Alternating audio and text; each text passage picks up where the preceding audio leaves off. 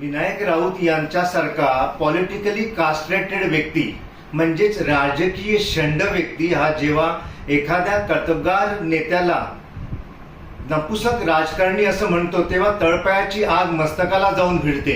आणि म्हणूनच या शंड राजकारणाला मला हे सांगायचं आहे की तुझं काम काय हे अख्ख्या महाराष्ट्राला माहीत आहे।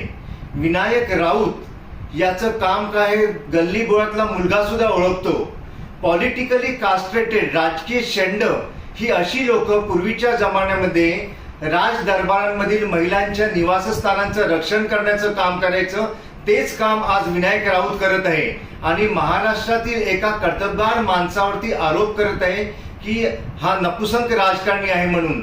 आदरणीय एकनाथ शिंदेजी यांनी त्यांचं कर्तृत्व या महाराष्ट्राला, या देशाला आणि जगाला दाखवून दिलेलं आहे। त्यांनी त्यांचा मुख्यमंत्री पदाचा कार्यकाळ अगदी पूर्णपणे पूर्ण करून दाखवला आणि तो सुद्धा लिहिल्या या महाराष्ट्राचं मुख्यमंत्रीपद त्यांनी सांभाळलेलं आहे आणि या महाराष्ट्राला प्रगती पथावरती त्यांनी आणून ठेवलेलं आहे।